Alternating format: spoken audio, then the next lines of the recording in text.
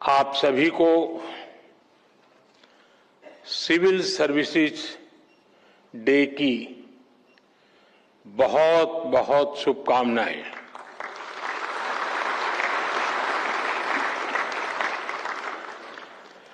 इस बार का civil service day कई वजहों से बहुत विशेष है। इस साल हम अपने संविधान का 75वां वर्ष मना रहे हैं और ये सरदार वल्लभ भाई पटेल जी की 150वीं जयंती का भी साल है। 21 अप्रैल 1947 को सरदार वल्लभ भाई पटेल ने आप सभी को स्टील फ्रेम ऑफ इंडिया कहा था। उन्होंने स्वतंत्र भारत की ब्यूरोक्रेसी की नई मर्यादाएं तय की थी। एक ऐसा सिविल सर्वेंट जो राष्ट्र की सेवा को अपना सर्वोत्तम कर्तव्य माने, जो लोकतांत्रिक तरीके से प्रशासन चलाए, जो ईमानदारी से, अनुशासन से, समर्पण से भरा हुआ हो, जो देश के लक्ष्यों के लिए दिन रात काम करे। आज जब हम विकसित भारत बनाने के संकल्प के साथ आगे बढ़ रहे हैं तो सरदार वल्लभ भाई पटेल की ये बातें और ज्यादा प्रासंगिक हो जाती हैं। मैं आज सरदार साहब के विजन को नमन करता हूं और उनको भावभीनी श्रद्धांजलि भी देता हूं। साथियों, कुछ समय पहले मैंने लाल किले से कहा था कि आज के भारत को आने वाले 1000 साल की नींव को मजबूत करना है। एक हिसाब से देखें तो 1000 साल की सहस्त्राब्दी में पहले 25 साल बीत गए हैं। ये नई शताब्दी का 25वां साल है और नए मिलेनियम यानी नई सहस्त्राब्दी का भी 25वां साल है। हम आज जिन नीतियों पर काम कर रहे हैं, जो निर्णय ले रहे हैं, वो 1000 साल का भविष्य तय करने वाले हैं।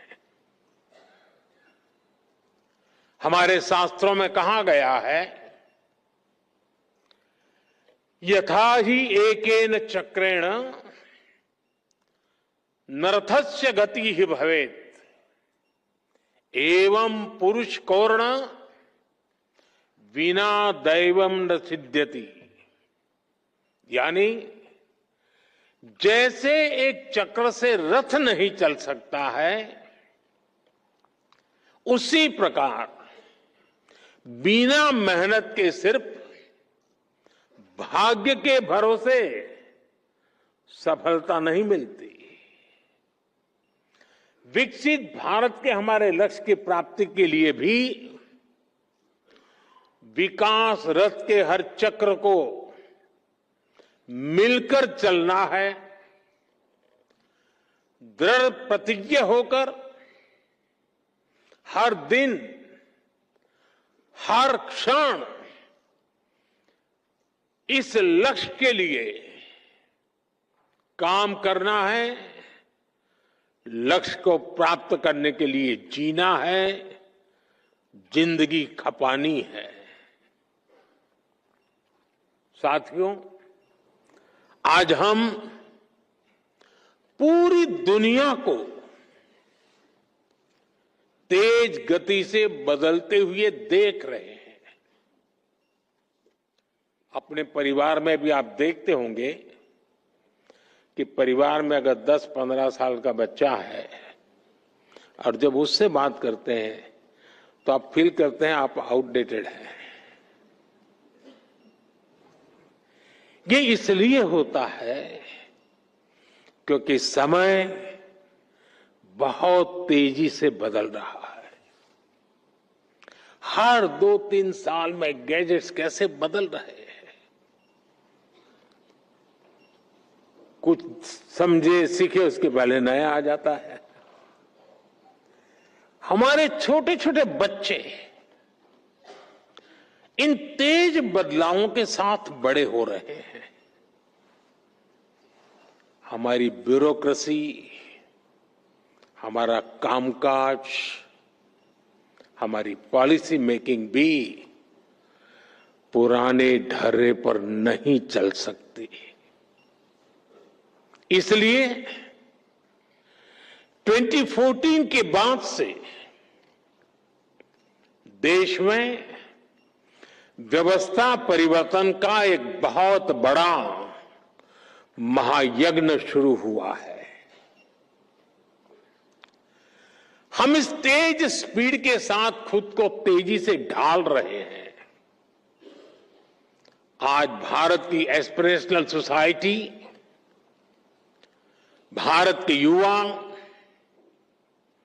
भारत के किसान, भारत की महिलाएं, उनके सपनों की उड़ान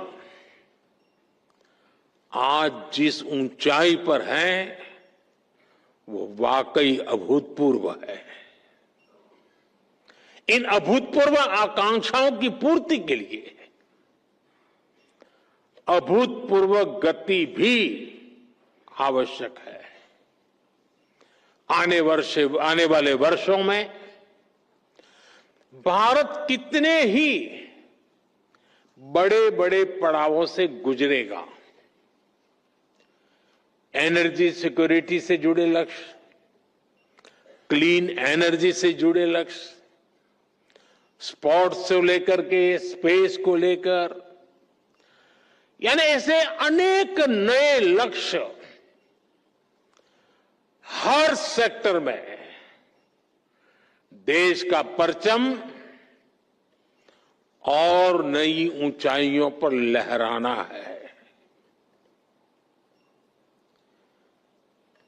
और ये जब मैं बात करता हूं तब,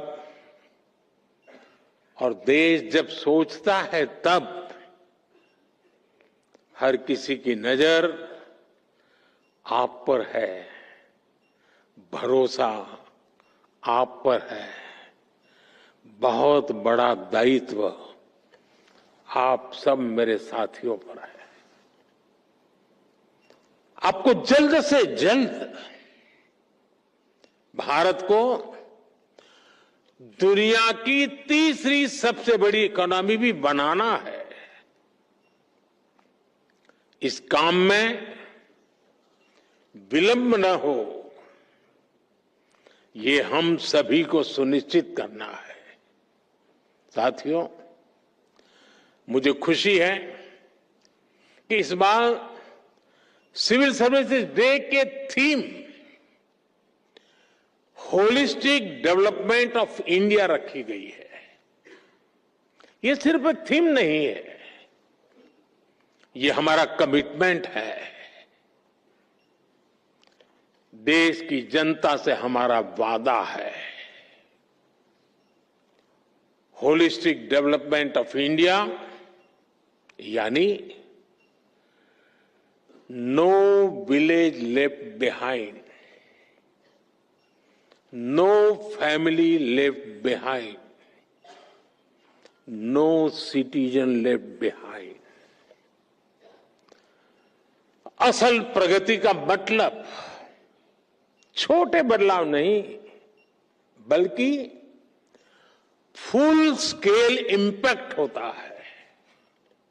हर घर में क्लीन वाटर, हर बच्चे को क्वालिटी एजुकेशन, हर एंटरप्रेन्योर को फाइनेंशियल एक्सेस और हर गांव को डिजिटल इकोनॉमी का लाभ। ऐसी ही बातें हैं जो होलिस्टिक डेवलपमेंट। मैं मानता हूं क्वालिटी इन गवर्नेंस सिर्फ स्कीम्स लॉन्च करने से नहीं आती, बल्कि क्वालिटी इन गवर्नेंस इससे तय होती है कि वो स्कीम कितनी गहराई तक जनता के बीच पहुंची और उसका कितना रियल इंपैक्ट हुआ। आज राजकोट हो, गोमती हो, तिनसुकिया हो, कोरापुट हो, ऐसे कितने ही जिलों में हम यही इंपैक्ट देख रहे हैं।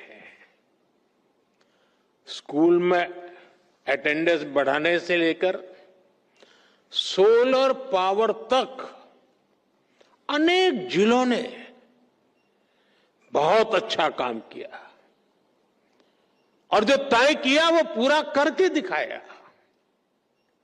और उसमें से कई जिलों को आज पुरस्कार दिया गया है। मैं इन सभी जिलों और योजनाओं से जुड़े साथियों को भी आज विशेष बधाई देता हूं। साथियों, बीते 10 सालों में भारत ने इंक्रीमेंटल चेंज से आगे बढ़कर इंपैक्टफुल ट्रांसफॉर्मेशन तक का सफर देखा है। आज भारत का governance model next generation reform पर फोकस कर रहा है। हम टेक्नोलॉजी और इनोवेशन और इनोवेटिव प्रैक्टिसेस के जरिए सरकार और नागरिकों के बीच की दूरी समाप्त कर रहे हैं। इसका इंपैक्ट ग्रामीण और शहरी क्षेत्रों के साथ साथ दूर दराज के इलाकों में भी दिख रहा है।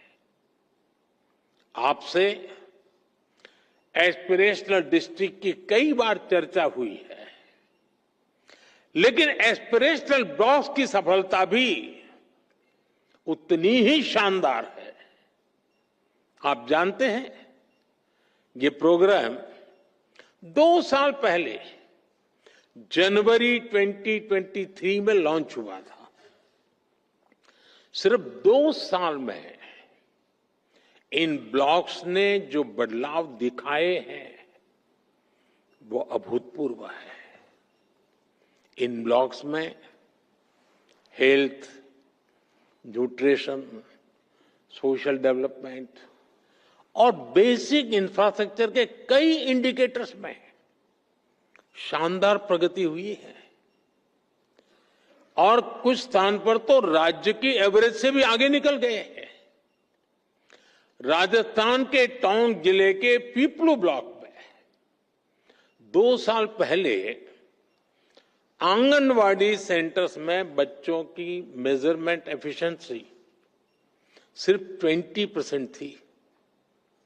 अब ये 99% से भी ज्यादा हो गई है।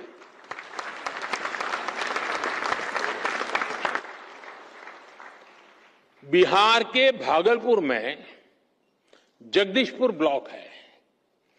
वहां पहली तिमाही में ही गर्भवती महिलाओं का रजिस्ट्रेशन पहले सिर्फ 25% था, अब ये बढ़कर 90% से ज्यादा हो गया है। जम्मू कश्मीर के मारवाह ब्लॉक में इंस्टीट्यूशनल डिलीवरी की पहले 30% थी, जो बढ़कर के 100% हो चुकी हैं।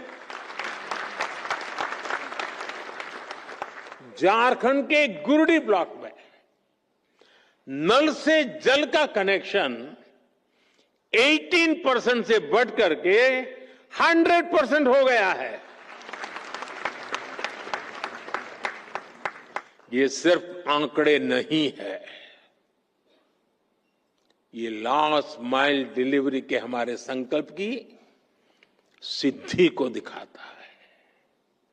ये दिखाते हैं कि सही इंटेंट, सही प्लानिंग और सही एग्जीक्यूशन से दूर दराज के हिस्सों में भी इच्छित परिवर्तन संभव है। साथियों, पिछले 10 सालों में भारत ने कई ट्रांसफॉर्मेटिव बदलाव करके दिखाए हैं, उपलब्धियों की नई ऊंचाई को छुआ है। भारत आज सिर्फ ग्रोथ की वजह से नहीं जाना जा रहा, बल्कि गवर्नेंस, ट्रांसपेरेंसी और इनोवेशन के बेंचमार्क्स आज भारत सेट कर रहा है। G20 प्रेसिडेंसी भी इसका एक उदाहरण है। 60 से ज्यादा शहरों में 200 से ज्यादा मीटिंग्स, इतना बड़ा और इंक्लूसिव फुटप्रिंट G20 के इतिहास में पहली बार हुआ।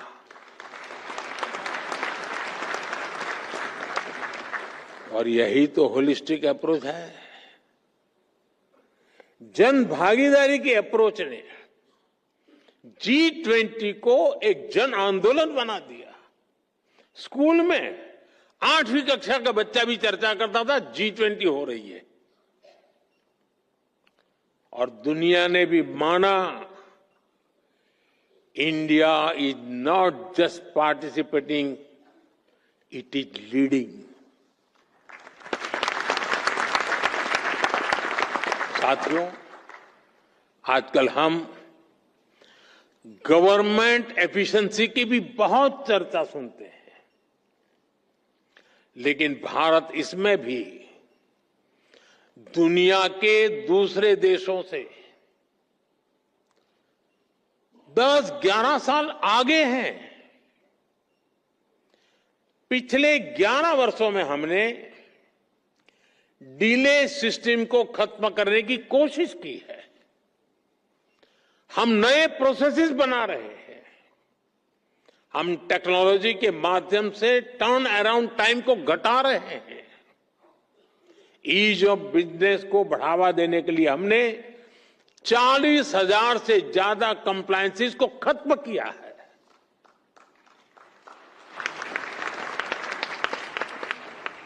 हमने 3400 से ज्यादा लीगल प्रोविजंस को भी डीक्रिमिनलाइज कर दिया है। मुझे याद है, जब हम कंप्लायंसेस का बर्डन कम करने के लिए काम कर रहे थे, जब व्यापार कारोबार के दौरान होने वाली कुछ गलतियों को डीक्रिमिनलाइज कर रहे थे, तो मेरे लिए आश्चर्य था, कुछ कोने में विरोध के स्वर भी उठा करते थे। कई लोग कहते थे, आज तक नहीं हुआ, आप क्यों कर रहे हैं, चलता है चलने दो, इससे आपको क्या फर्क पड़ता है, कंप्लायंस करने दीजिए, आप क्यों अपना काम खुद बढ़ा रहे हैं। चारों तरफ से चर्चाएं चलती थी, दबाव आते थे, लेकिन जिस लक्ष्य को प्राप्त करना था, उस लक्ष्य का दबाव इन दबावों से ज्यादा था। और इसलिए हम दबावों से दबे नहीं, हम लक्ष्य के लिए चल पड़े। हम पुरानी लीक पकड़कर चलेंगे तो हमें नए परिणाम मिलना मुश्किल है। जब हम कुछ अलग करेंगे और तभी तो अलग परिणाम भी मिलेंगे। और आज इसी सोच की वजह से हमारी ease of doing business ranking में काफी सुधार हुआ है। आज दुनिया भारत में निवेश करने के लिए बहुत उत्सुक है और ये हमारा काम है कि हम अवसर जाने न दें। हमें इस अवसर का पूरा लाभ उठाना है। हमें राज्यों के स्तर पर, जिला और ब्लॉक स्तर पर रेड टेप की हर गुंजाइश को खत्म करना है। तभी आप राज्यों के स्तर पर, जिला स्तर पर अपने लक्ष्यों को प्राप्त कर पाएंगे। साथियों, पिछले 10-11 साल की देश की जो सफलताएं रही है, उन्होंने विकसित भारत की नींव को बहुत मजबूत किया है। आज देश इस मजबूत नींव पर विकसित भारत की भव्य इमारत का निर्माण शुरू कर रहा है। लेकिन निर्माण की इस प्रक्रिया में हमारे सामने चुनौतियां कम नहीं है। भारत अब दुनिया का सबसे अधिक जनसंख्या वाला देश बन चुका है। ऐसे में बेसिक सुविधाओं की सैचुरेशन हमारे लिए प्राथमिकता होनी चाहिए। आपको लास्ट माइल डिलीवरी पर हमेशा बहुत ज्यादा फोकस करते रहना है। समय के साथ देशवासियों की नीड्स और एस्पिरेशंस दोनों तेजी से बदल रही है। अब सिविल सर्विस को कंटेम्पररी चैलेंजेस के हिसाब से खुद को एडेप्ट करना होगा, तभी वो रिलेवेंट बनी रह सकती है। हमें खुद के लिए नई नई कसौटियां भी नित्य बनाते रहना होगा और हर कसौटी को पार करते रहना होगा। और सफलता की सबसे बड़ी कुंजी यही है कि खुद को चुनौती देते रहो। कल किया था वो संतोष के लिए नहीं था, कल जो पाया था वो चुनौती का कारण बनना चाहिए ताकि कल मैं उससे ज्यादा कर पाऊं। अब सिर्फ पिछली सरकारों से तुलना करके अपने काम, अपनी परफॉर्मेंस को हम तय नहीं कर सकते। मेरे पहले डिस्ट्रिक्ट में फलाने भाई थे, उन्होंने इतना किया, मैंने इतना कर दिया, जी नहीं। अब हमें अपनी कसौटी बनाना है 2047 के विकसित भारत के लक्ष्य से हम कितना दूर है, हम कहां तक पहुंचे हैं। वो हिसाब किताब का वक्त समाप्त हो चुका है। अब जहां है वहां से जहां जाना है वहां अभी कितनी दूरी बाकी है। उस दूरी को पाटने का मेरा रोड मैप क्या है, मेरी गति क्या है, और मैं औरों से जल्दी 2047 तक कैसे पहुंच करके सारे लक्ष्यों को प्राप्त कर लूं। यही हमारा सपना, यही हमारा मकसद, यही हमारा लक्ष्य होना चाहिए।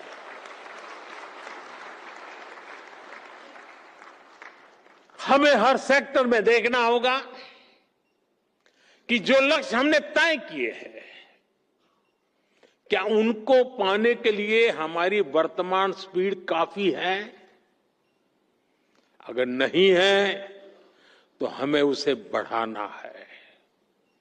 हमें याद रखना है, आज जो टेक्नोलॉजी हमारे पास है वो पहले नहीं थी। हमें टेक्नोलॉजी की ताकत के साथ आगे बढ़ना है। 10 साल में हमने 4 करोड़ गरीबों के लिए पक्के घर बनाए, लेकिन अभी 3 करोड़ नए घर बनाने का लक्ष्य हमारे सामने है। हमने 5-6 सालों में 12 करोड़ से ज्यादा ग्रामीण घरों को नल कनेक्शन से जोड़ा है।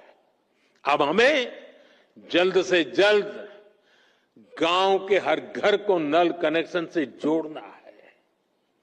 10 साल में हमने गरीबों के लिए 11 करोड़ से ज्यादा शौचालय बनाए। अब हमें वेस्ट मैनेजमेंट से जुड़े नए लक्ष्यों को जल्द से जल्द प्राप्त करना है। कोई सोच भी नहीं सकता था कि करोड़ों गरीबों को 5 लाख रुपए तक का मुफ्त इलाज मिलेगा। अब हमें देश की जनता में न्यूट्रिशन को लेकर नए संकल्पों को सिद्ध करना है। हमारा एक ही लक्ष्य होना चाहिए, 100% कवरेज, 100% इम्पैक्ट। इसी अप्रोच ने 10 साल में 25 करोड़ लोगों को गरीबी से बाहर निकाला है।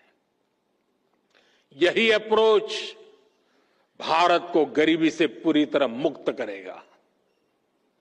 साथियों, एक दौर ऐसा था जब ब्यूरोक्रेसी का रोल एक रेगुलेटर का होता था,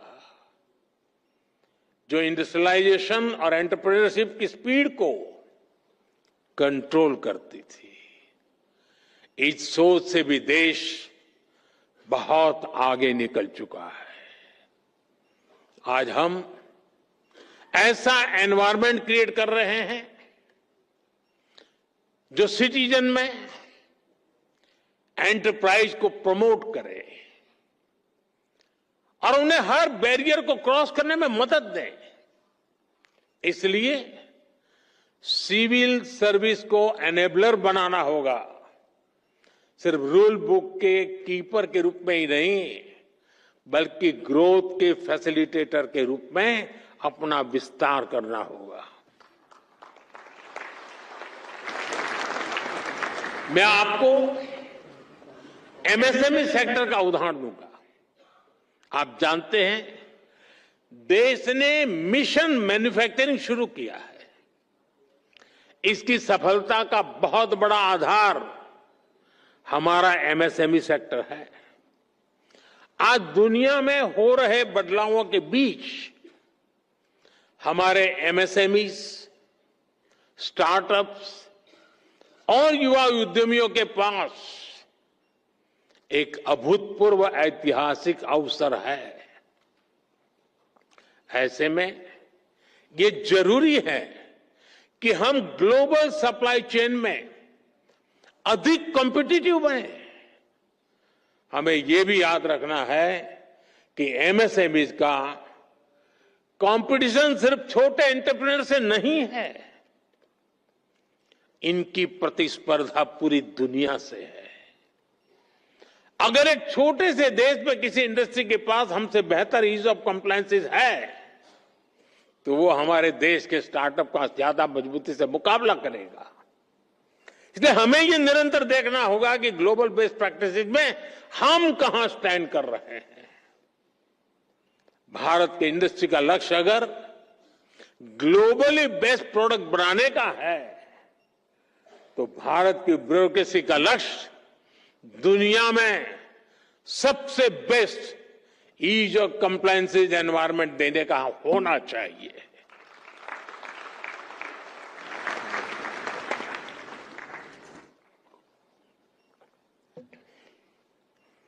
साथियों, आज की टैक्स ड्रिवन दुनिया में सिविल सर्वेंट्स, उसको ऐसी स्किल चाहिए जो न उन्हें सिर्फ टेक्नोलॉजी समझने में मदद करे, बल्कि उसे स्मार्ट और इंक्लूसिव गवर्नेंस के लिए इस्तेमाल भी कर सके। In the age of technology, governance is not about managing systems. It is about multiplying possibilities. हमें टैक्स से भी होना पड़ेगा ताकि हर पॉलिसी और स्कीम को टेक्नोलॉजी के जरिए ज्यादा एफिशिएंट और एक्सेसिबल बनाया जा सके। हमें डाटा ड्रिवन डिसीजन मेकिंग में एक्सपर्ट बनना होगा, जिससे पॉलिसी डिजाइनिंग और इंप्लीमेंटेशन से ज्यादा एक्यूरेट कर सके।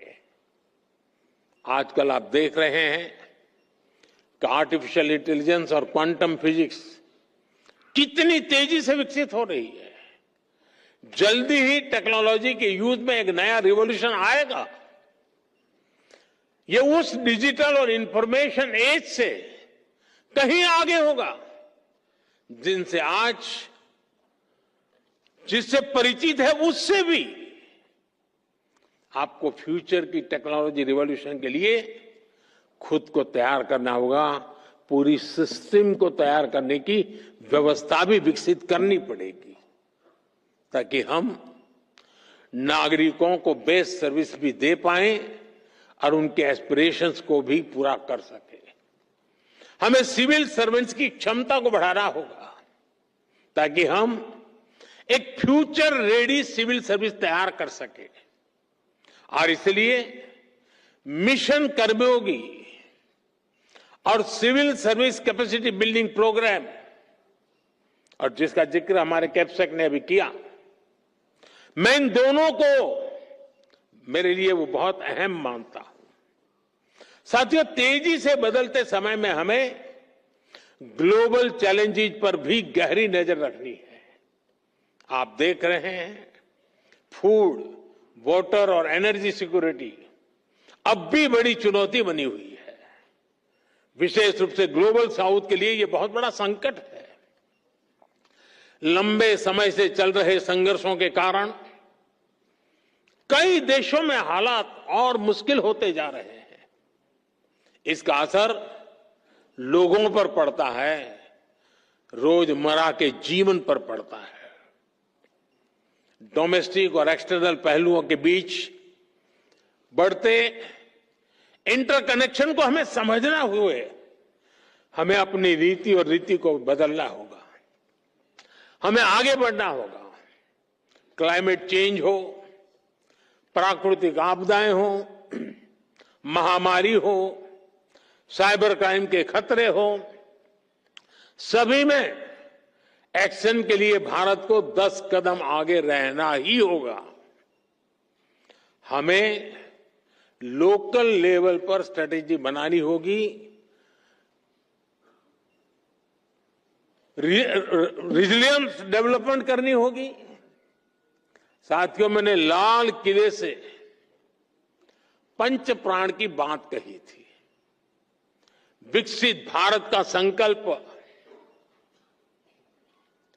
गुलामी की मानसिकता से मुक्ति, अपनी विरासत पर गर्व, एकता की शक्ति और कर्तव्यों को ईमानदारी से निभाना। आप सभी इन पंच प्राणों के प्रमुख वाहक हैं। हर बार जब आप इंटीग्रिटी को कन्वीनियंस पर, इनोवेशन को इनर्शिया पर या सर्विस को स्टेटस पर प्राथमिकता देते हैं, तब आप राष्ट्र को आगे बढ़ाते हैं। मुझे आप पर पूरा भरोसा है। वो युवा अधिकारी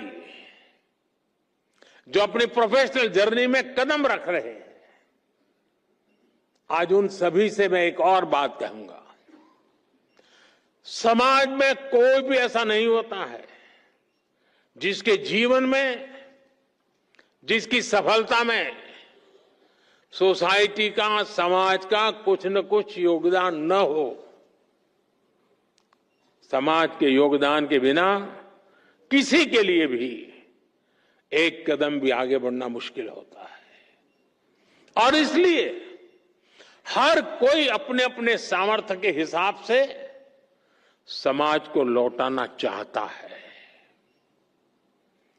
आप सभी तो बहुत भाग्यशाली हैं कि आपके पास समाज को लौटाने का इतना बड़ा अवसर आपके पास है।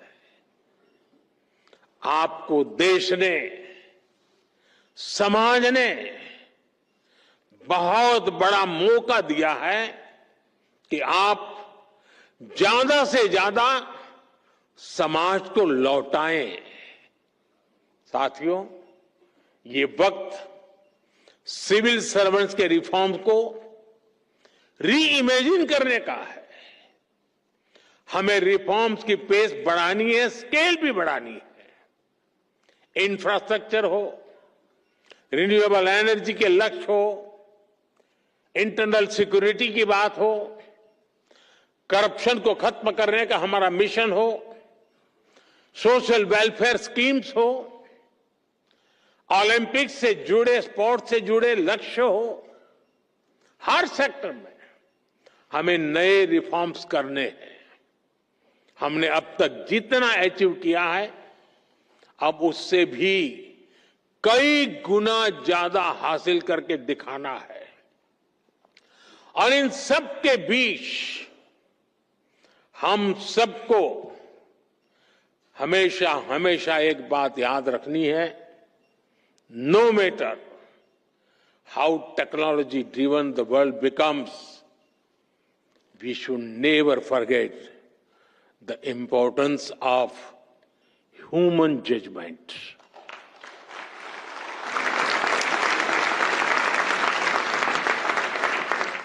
संवेदनशील रहिए, गरीब की आवाज सुनिए, गरीब की तकलीफ समझिए, उनका समाधान करना अपनी प्राथमिकता बनाइए। जैसे अतिथि देवो भव होता है, वैसे ही नागरिक देवो भव, इस मंत्र को लेकर के हमें चलना है। आपको सिर्फ भारत के सिविल सर्वेंट्स के रूप में ही नहीं, विकसित भारत के शिल्पकार के रूप में अपने दायित्व के लिए तैयार करना है। वो एक वक्त था, आप सिविल सर्वेंट बने, सिविल सर्वेंट के रूप में आगे बढ़े और आज भी सिविल सर्वेंट के रूप में सेवा कर रहे हैं। लेकिन अब वक्त बदल चुका है साथियों। मैं जिस रूप में आने वाले भारत को देख रहा हूं, जिन सपनों को मैं हिंदुस्तान के 140 करोड़ देशवासियों की आंखों में देख रहा हूं, और इसलिए मैं अब कह रहा हूं कि आप सिर्फ सिविल सर्वेंट नहीं हैं, आप नए भारत के शिल्पकार हैं।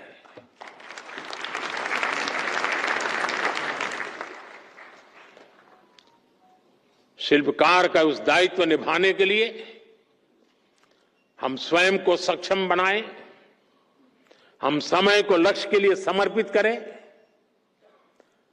हर सामान्य व्यक्ति के सपनों को खुद के सपने बना करके जिए। आप देखिए, विकसित भारत आपकी आंखों के सामने आप देख पाएंगे।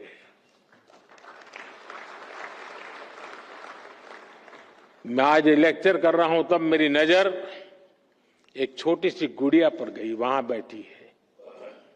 हो सकता है वो 2047 में शायद यहां कहीं बैठी होगी।